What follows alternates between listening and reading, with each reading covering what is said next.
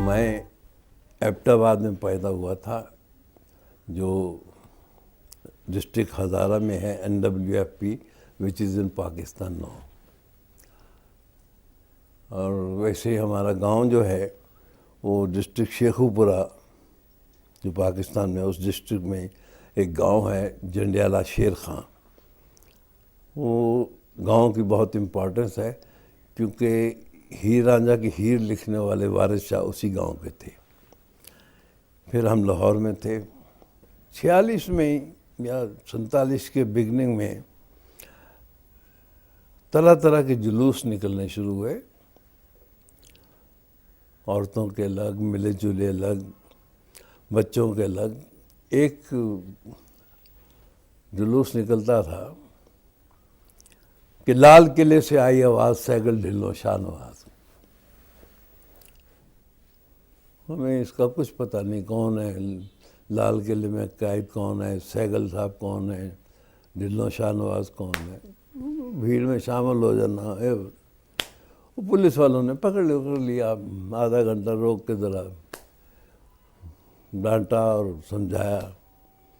तो उन्होंने, थानेदार साहब ने पिताजी को फ़ोन कर दिया कि जी ऐसा ऐसा है।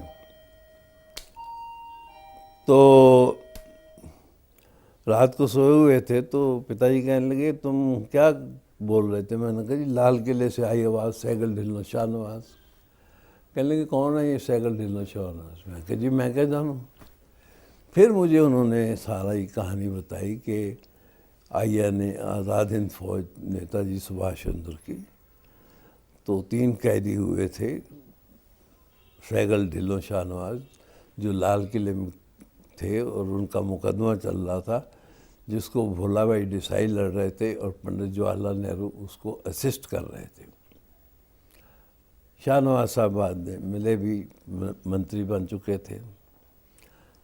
सैगल साहब से मुलाकात नहीं हुई, लेकिन उनकी बेटी से हुई थी। बहरहाल उसके बाद जो नारे तकबीर, अल्लाहू अकबर, हर हर महादेव, और तलवारें और रस्सी और चाकू और बम फटने लगे और पाकिस्तान बनना है, ज़रूरी हो गया, मुल्क का बंटवारा ज़रूरी है। ये सब कुछ सुलह सफाई से हो सकता था। बंटवारे होते हैं, घरों में भी होते हैं, लेकिन इस तरह कत्लेआम नहीं होता। मैंने बड़े senior media person Indra Kumar Malhotra ji का एक आर्टिकल पढ़ा था, 5-6 साल हुए। उन्होंने लिखा कि एक्चुअली ब्रिटिशर्स ने बलोच आर्मी को पैसा दिया था ये कत्लेआम शुरू करने का। उन्होंने ये भी लिखा था कि नाउ डॉक्यूमेंट्स आर अवेलेबल। तो हमारे शेखुपुरा में एक रात को 40,000 आदमी मारे गए। हमारे परिवार के 100 से ज़्यादा, जिसमें मेरा सगा चाचा भी था। ये बड़ी भयानक यादें थीं। मेरे पिताजी अमन कमेटी के प्रेसिडेंट थे। गांव से आए हुए लोग मोहल्ले में रहते थे, फैक्ट्री में पिताजी के काम करते थे। वो अपने घरों को चल दिए, सब पहरा दें, और कहीं से खबर आ जाए कि कत्ल हुआ या दंगा हुआ है तो पिताजी को जाना पड़ता था। माँ हमारी को फिट पड़ जाते थे, गर्व से भी थी। मैं और मेरी छोटी बहन ललिता, हम कभी प्यास से उनका फिट खोलते, कभी क्लोरोफार्म से। तो वो एक दहशत और डर जो बैठी है। अब भी कोई ज़्यादा शोर हो जाए तो मैं ज़रा डर सा जाता हूँ। उसके बाद ठीक है, कोई लाशों में दबा, कोई खून से लथपथ हुआ, कोई ट्रेन से पहुंचा, कोई छुप के पहुंचा, कोई कैसे पहुंचा। उसके बाद हम लाहौर से Delhi Kingsway camp, refugee camp में आ गए। जवाहरलाल नेहरू जी से बहुत बार मिला और बड़ी अच्छी तरह मिला। ये हुआ कि किंग्सवे कैंप में गांधी जी तशरीफ़ लाए थे।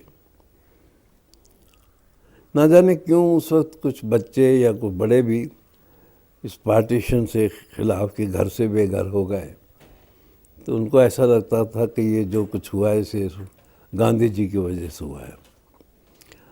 तो कुछ पत्थरों से मतलब उनका वेलकम हुआ और उन बच्चों में मैं भी शरीक था।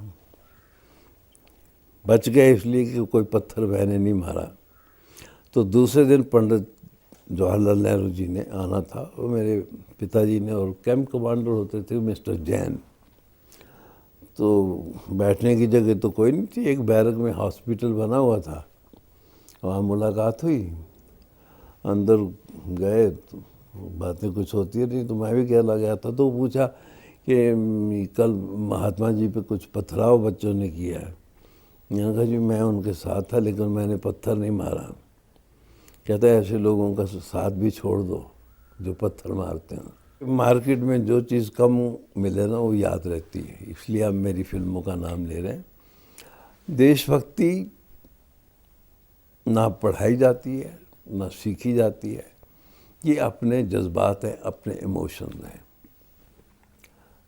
और हो सकता है को पार्टीशन में या अपने पिताजी के रवैये से, जो उनका रवैया था, मतलब एक शाम को खबर मिली कि मेरे चचा उनके सगे भाई छोटे भाई का कत्ल हो गया। तो छोटे भाई का कत्ल हो जाए तो आदमी पागल होकर दीवारों से सर ही मारेगा, और कोई रिश्तेदार नहीं, पहचान वाला नहीं, पड़ोसी पता नहीं कौन से जगह से आए हैं, मुल्तान से आए हैं, जेलम से आए हैं। किसी तरह दुखी लोग दुखियों की सहायता करते हैं। हम बच्चे थे, ठीक है, खाना वाना खिलाया, सो गए। तो मुझे 3 बजे उठाया उन्होंने, उठो और जाके नहाओ। कोई बाथरूम बैरक के साथ नहीं थे, कॉमन बाथरूम थे। गए, नहाया, जहाँ लाल किले चलना है। चलिए, तो 1.5 मील दूर किंग्स कैंप से तिमारपुर से बस पकड़नी पड़ती थी। चला गया। समय पे लाल किले पे पंडित जवाहरलाल नेहरू आए। मेरा जहाँ तक मेरी याददाश्त है वो 15 अगस्त नहीं थी, वो 16 या 17 अगस्त थी। अगर मेरी गलती हो तो क्षमा कीजिएगा, लेकिन इस बात को कंफर्म कर लीजिए कि वो 15 अगस्त नहीं थी। बहरहाल, जब पहली बार लाल किले पे तिरंगा झंडा लहराया गया तो मैं उन चंद खुशकिस्मत बच्चों में से हूँ जिसने वो अपनी आंखों से देखा। और मैंने ये देखा कि जब जवाहरलाल जी भाषण दे रहे हैं, क्या भाषण दे रहे हैं ये मेरे भेजे में नहीं आ रहा था, लेकिन लोगों के साथ साथ पिताजी भी तालियां बजा रहे थे और सब कुछ हंस रहे थे। कुछ जो भी हुआ, एंड में जय हिंद, तो पिताजी भी उतने जोश से बोले। मैं इतना हैरान था कि रात को खबर मिली, रात को ये दीवारों से अपना सर टकरा रहे थे, और सुबह इस आदमी का रवैया ही बदला हुआ है। एक घटना वहाँ घटी, धूप होती है 15 अगस्त को, थोड़ी सी बारिश भी हो जाती दिल्ली में, तो हुमस बहुत थी। तो पानी के 2-3 गिलास से भैया जी बैठे हुए थे, मैंने पी लिए। तो उन्होंने मुझसे पैसे मांगे, जो मेरे लिए एक बहुत शौक़ था, क्योंकि हम लोग तो लाहौर में छबील लगाते थे, प्यासों को पानी पिलाते थे। हमारी संस्कृति में भी है कि पानी पिलाना पुण्य का काम है। तो टका 2 पैसे वाला उसने मांगा, तो मैंने पिताजी से कहा, पापा जी ये तो पैसे मांग रहा है। नहीं, ये आज़ादी की छोटी सी कीमत है, इससे बड़ी बड़ी कीमतें दे चुके हैं। शायद वो बात कहीं सबकॉन्शियस में असर करती रही हो, लेकिन उससे इम्पॉर्टेंट बात यह है कि पाकिस्तान बना और मुस्लिम से कोई नफ़रत ना हो, कोई रिलीजन से नफ़रत ना हो। तो लाल किले के सामने ही जामा मस्जिद पड़ती, भीड़ इधर उधर हो गई। वो मुझे जामा मस्जिद के बाहर ले गए थे और कहने लगे हम मत्था टेक ले। मैंने कहा ये तो मुसलमानों की। कहते हैं बेटे जिन्होंने सब कुछ किया वो गड़बड़ थी, पूजा स्थान सभी होते हैं। और मुझे एक लगा कि तालाब में अगर एक मछली गंदी है तो इसका मतलब नहीं कि दोष दूसरियों का भी है। तो तो उसने मेरे में जो एक फंडामेंटलिज्म होता है, फंडामेंटलिज्म वालों के मैं बहुत खिलाफ हूँ। उनका अपना अपना अपनी अपनी मान्यता है। इंसान की ज़िंदगी में सरिता चाहिए नदी की। तो मैं फंडामेंटलिज्म में या तासुब में या जात पात के झगड़े में नहीं पड़ा। ये इसका क्रेडिट मेरे पिताजी को जाता है। अगर मेरे में कुछ प्रेरणा आई किसी बात की तो मेरे हीरो मेरे पिताजी हैं। मैंने माँ से या दूसरों से रामायण भी सुनी, कृष्ण जी के बारे में भी सुना, गुरु नानक देव जी के बारे में भी सुना बचपन में। लेकिन जो मैंने खुद पढ़ा, इन महात्माओं का, इन महापुरुषों की जगह अलग है, लेकिन मेरे भीतर एक इंसान था जिसको भगत सिंह बहुत पसंद आया। लेकिन उन पे कोई किताब नहीं थी और उससे पहले 2 फिल्में बन चुकी थी। एक में बड़े सुलझे हुए कलाकार थे जिनको, जैसे मुझे आप लोगों ने भारत कह दिया, वो राम राज्य के राम थे, प्रेमदीप साहब। स्मृति विश्वास जी साथ में थी। वो फिल्म अच्छी भी नहीं थी और चली भी नहीं। उसके बाद एक अच्छे टेक्नीशियन थे विश्राम बेडेकर साहब, उन्होंने शम्मी कपूर साहब के साथ बनाई। प्रेमनाथ जी टॉप की उस वक्त, बॉडी चंद्रशेखर आज़ाद, वो भी नहीं चली थी। लेकिन मेरा शौक़ था, मैं दिल्ली से, अमृतसर से हिंदू पेपर की लाइब्रेरी में बैठ के उस पर काम करता रहा। तो स्क्रिप्ट जब तैयार हो गया तो मैंने एक बार, मेरे बड़े प्रिय मित्र हैं केवल पी कश्यप, जिन्होंने पब्लिसिटी का एक ट्रेंड स्टार्ट किया था और शुरू में उन्होंने मेरी तस्वीरें छपवाने में भी बहुत मदद की। तो कहने लगे यार मैं पब्लिसिटी तो तंग आ गया हूँ, मैंने कहा प्रोड्यूस कर लो फिल्म। कहने लगा प्रोड्यूस करनी है। मैंने कहा उन दिनों हमारे साथ साधना जी थी, आशा पारक जी थी, सायरा जी आई थी। मैंने कहा किसी एक को ले ले तो बना ले। कहने लगा नहीं, मैं कहानी वो बनाऊँगा भगत सिंह। मैंने कहा इसमें हीरोइन नहीं है, पिक्चर बिकेगी कैसे? कहने लगा यार जो होगा देखे हुए। मैंने कहा चल, सरफरोशी की तमन्ना है तो चल, रूखी सूखी खाएंगे और इसको बनाएंगे। फिर केवल जी और एस राम शर्मा पहले माँ जी से मिलने, भगत सिंह जी की माता जी को मिलने पंजाब गए। फिर लुधियाना के एक हमारे प्रिय मित्र थे राज सोनी साहब, उन्होंने हमें लुधियाना जेल की फैसिलिटी दिलवा दी। यही था कि मेरे घर वाले भी कहते थे कि Bhagat Singh, who is interested in Bhagat Singh, कौन देखेगा। मैं उनकी माताजी से मिला बहुत बार। माताजी ने मुझे देख के सर से पांव तक टटोला और अपने भगत सिंह के जो छोटे भाई थे जी कुलतार सिंह, उनसे कहा कि हाँ उससे मिलता जुलता है। हॉस्पिटल में दवाई नहीं खा रही थी तो डॉक्टर साहब ने बोला कि आप बोलिए। तो मेरे बोलने से मैंने कहा माँ जी दवा खा लीजिए, तो उन्होंने दवाई खाई। अच्छा, बहुत प्यार दिया। उसके बाद हमको जब अवार्ड मिले तो भी मेरे पिताजी पंजाब में गांव में गए और उनको दिल्ली में लाए। इंदिरा गांधी जी प्रधानमंत्री थी, शहीद केवल साहब की पहली पिक्चर थी जिसको 3 नेशनल अवार्ड मिले थे। और मैंने जो 4-5 साल रिसर्च की थी, मुझे उसका सिला तब मिला जब सरकार ने उसको सही डॉक्यूमेंट माना और मैं पहला राइटर हूँ जिसको national award as a writer मिला, स्टोरी राइटर।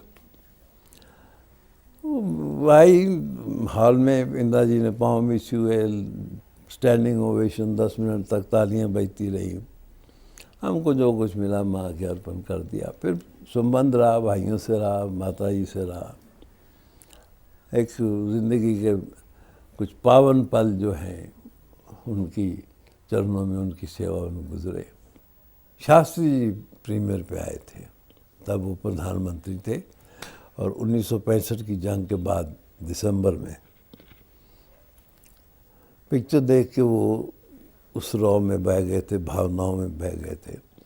तो सुबह उन्होंने 7 बजे चाय पे बुलाया और शाबाश और दी और पीठ थपथपाई और फिर एक अजीब से मूड में चले गए और मेरी आंखों में देखा, कहने लगे मैंने नारा दिया जय जवान जय किसान, क्या इस पे फिल्म बन सकती है? स्पॉन्टेनियसली मेरे हाथ उनके पाँव पे चले गए। मैंने कहा बाबूजी आपका आशीर्वाद है, बनेगी। बहुत बार कह चुका हूँ कि मैंने कहा पेन दे दो, डायरी लेके दे दो। मैंने ट्रेन में 24 घंटे में कहानी लिख ली और प्रेरणा होती है, इन लोगों ने प्रेरणा दी थी तो 7-8 दिन में स्टोरी हो गई थी, स्क्रीन पे डायलॉग लिखे गए। तो उसमें पहले नाम जैसे आमतौर पे हीरो का नाम राम शंकर ऐसा रखा जाता है कि गुड कैरेक्टर, मैंने भी राम रखा था, रामू। फिर मैंने सोचा कि किसानों का देश है भारत, तो गांव में बसता है, तो मैंने उसका नाम भारत रख दिया। अब वो हमारी जनता जनार्दन भी इतनी सखी हातम है कि उनको कोई चीज़ पसंद आ जाए तो वो फूलों की, आशीर्वाद की, प्यार की, स्नेह की बरसात कर देते। उसने जनता जनार्दन ने मुझे भारत बना दिया। मैंने इसे सोच के भारत नाम नहीं रखा था। उस वक्त एक पोस्ट इंडिपेंडेंस का ये था कि लोग गांव से शहर भाग रहे थे, खेत सूने हो रहे थे। उस वक्त आबादी 40 करोड़ थी। तो किसके लिए शहर भाग रहे हैं? दाल रोटी के लिए। अब दाल रोटी पैसों से तो नहीं मिल जाएगी, मिलेगी तो खेतों से।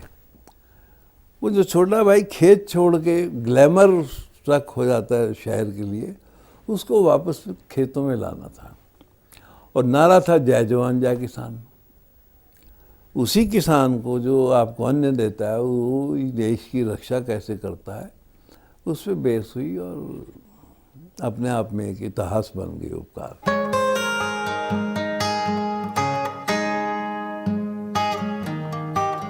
अगर आप किसान की ज़िंदगी, मैंने सिर्फ दिन सुबह से लेके शाम तक नहीं, मैंने रात की भी बताई थी कि रखवाली कैसे करते हैं। अब जैसे कि ये मेरे देश की धरती गीत ले लीजिए, इसका पहला पूरा मुखड़ा था मेरे देश की धरती सोना उगले उगले हीरे मोती, जवानों भर लो झोलियाँ खुशी से बोलो बोलियाँ। मैंने कहा गोल्डी मारो इस 2 लाइनों को, नहीं चाहिए मुझे, इतना ही चाहिए, मेरे देश की धरती सोना उगले उगले हीरे मोती, मेरे देश की धरती। हाँ, एक बात उन्होंने पूछी थी, रंग हरा हरी सिंह नलवे से, हरी सिंह नलवा कौन है? यहाँ वाले नहीं जानते थे, तो मैंने बताया। मैंने कहा आप समझ लीजिए। सुबह रिकॉर्डिंग 10 बजे शुरू हुई, बरसात का मौसम था, बारिश हो रही थी, और सुबह 3-4 बजे ख़त्म हुई थी।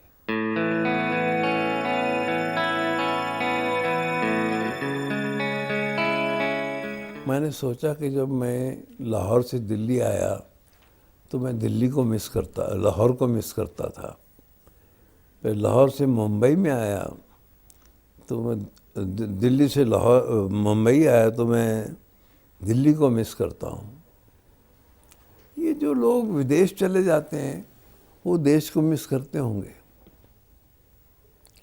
फिर एक कुछ ऐसा मिलता जुलता छोटा सा किस्सा मेरे परिवार में हुआ, मेरे ससुराल में। वो मेरी पत्नी ने सुनाया, उसने एक आइडिया सा मेरे को बना के सुनाया जो मुझे अच्छा लगा।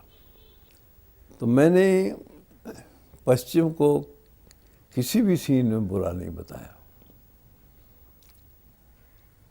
एक दूसरे की अच्छी चीज़ें अपनाना अच्छी बात है, लेकिन कॉम्प्लेक्स में आके अपने संस्कारों को, मर्यादा को, अपनी जड़ों को भूल जाना, ये गलत है।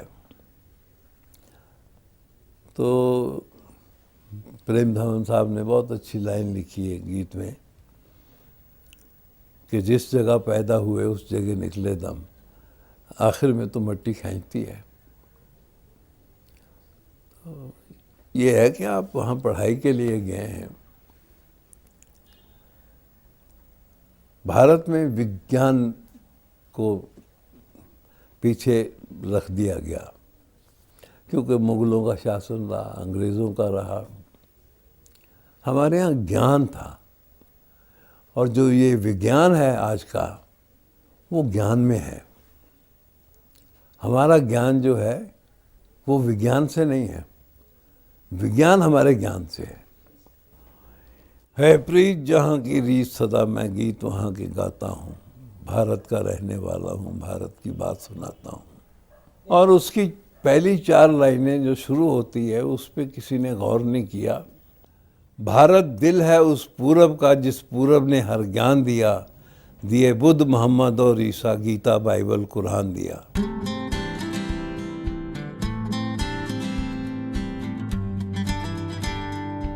मैंने बहुत कम फिल्मों में काम किया, शायद 50 भी नहीं हुई, लेकिन मैंने हर तरह का कैरेक्टर किया। बेईमान का किया, सन्यासी का किया है, पहचान में गंगाराम का किया है, 10 नंबरी किया है, दो बदन में अंधे लवर का किया है, पत्थर के सनम में एक रोमांटिक छेड़छाड़ वाला हीरो किया है, ये वो कौन थी में एक हॉन्टेड डॉक्टर, और गुमनाम में एक श्रूड CID वाला आदमी,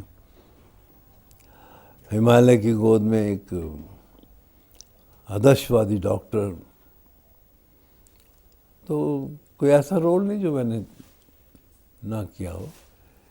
और कोई ज़्यादा काम करने के लिए मेरा पता नहीं क्यों मेरा दिल किया कि हम अच्छी गाड़ी में घूमते हैं, अच्छे मकानों में रहते हैं, बंगलों में, फ्लैटों में, हमारे बच्चों को सभी सहूलतें मिलती हैं, लेकिन ये पैसा कहाँ से आता है? सरकार तो टैक्स में ले जाती है, सरकार तो कुछ देती नहीं है, तो पैसा देता कौन है? ये जनता जनार्दन।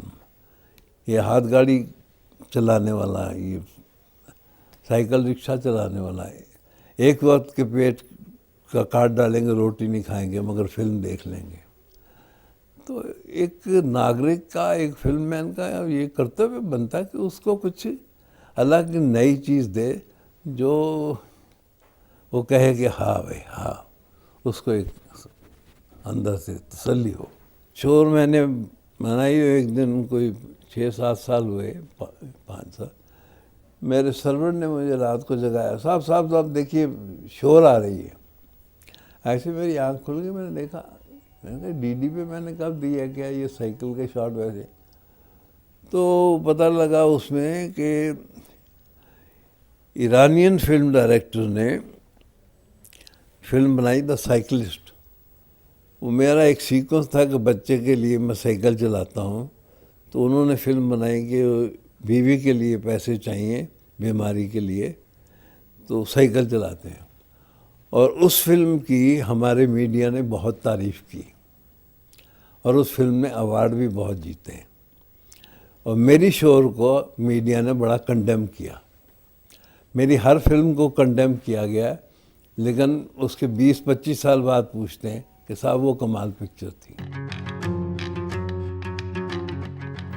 आजकल न्यूज़पेपर क्या कहते हैं? आज आप ट्रेन में ट्रैवल करते हैं, मुसाफिरों से बात होती है, अपने स्टाफ से बात होती है, क्या उनका मूड क्या है? बिटर है, स्वीट है, क्या प्रॉब्लम्स हैं? तो मैंने नावल तो कभी पढ़ा नहीं, और मैंने ना किसी हिंदी या ना किसी इंग्लिश पिक्चर की कॉपी की है। हाँ, और जिन्होंने की भी है उन्होंने अवार्ड भी वसूल किए हैं, लेकिन मैंने ये अच्छी थी फिल्म या बुरी थी, माई सिनेमा इज़ माई सिनेमा। तो लगा कि एक ज़रा हट के भी फिल्म हो जाए।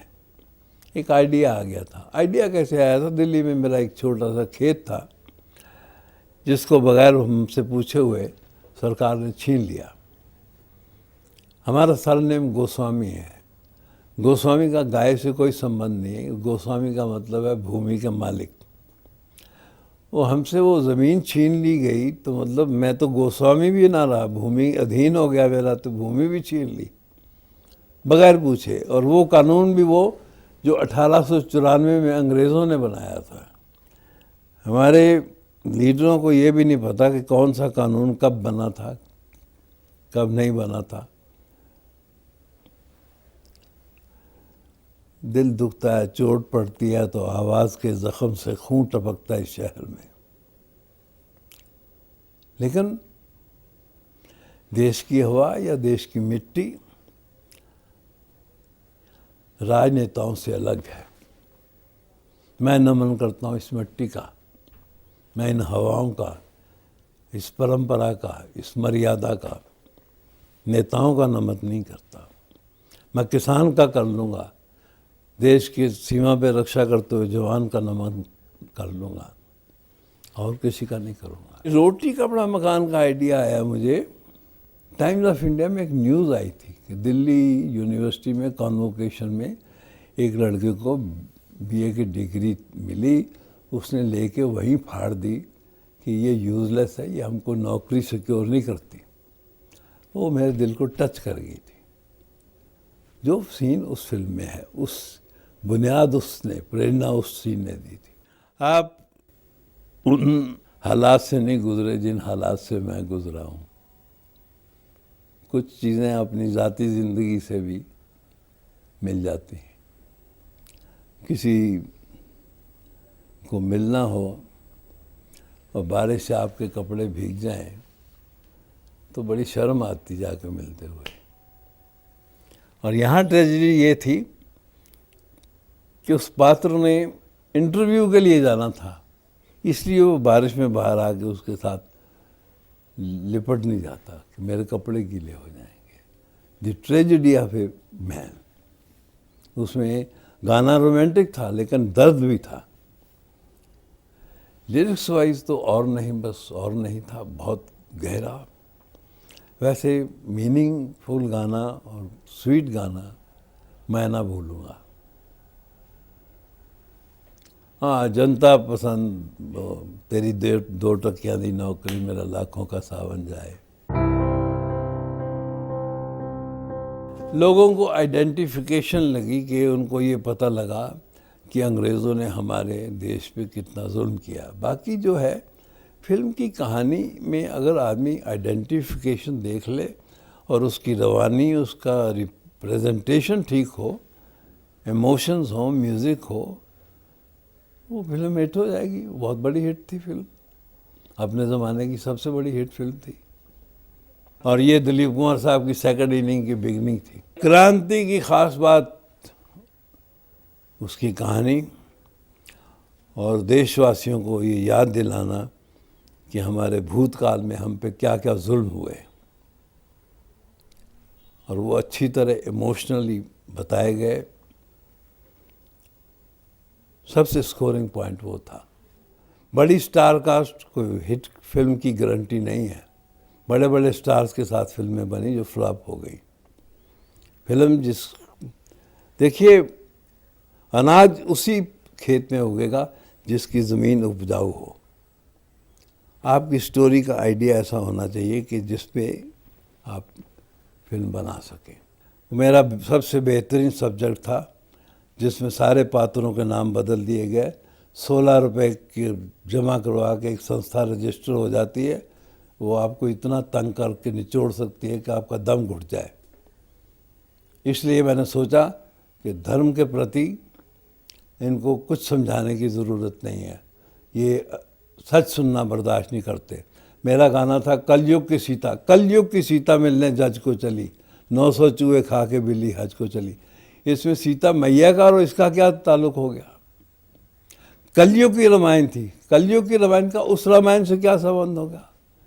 मगर इन नकल के अंधों को कौन समझाए? भैंस के आगे बीन कौन बजाए? पत्थर पे पानी कौन डाले? चलो, मैंने कलयुग की रामायण चुना था कि आज का राम क्या कर रहा है, आज का लक्ष्मण क्या कर रहा है, आज की सीता क्या कर रही है। मेरा सवाल वो था कि माँ बाप को कोई हक नहीं कि अपनी संतान का नाम पीर, पैगंबरों, देवी देवताओं, अवतारों पे रखे। अगर रखे तो उनमें वो संस्कार डालें। जो उनको पसंद नहीं आया उन्होंने नाम बदलवा दिए। नहीं, लोग आज भी आते हैं, कई उसके सीन सुनाते हैं, लेकिन उसमें एक ये हुआ कि पाकिस्तान के स्टार्स आए हैं, शायद कोई इंडो पाकिस्तान की बात हो, वो नहीं हुआ। VHS वीडियो नया आ गया था, कोई जाता नहीं था हॉल में, और मेरा उसका क्लाइमेक्स आर्टिफिशियल था। और तीसरा, डीग्लैमराइज्ड बताया था क्लर्क को मैंने अपने आप को। हीरो बेकार भी हो, गरीब भी हो, तो फिर भी उसमें कुछ ग्लोरी ढूंढते हैं जो नहीं थी उसमें।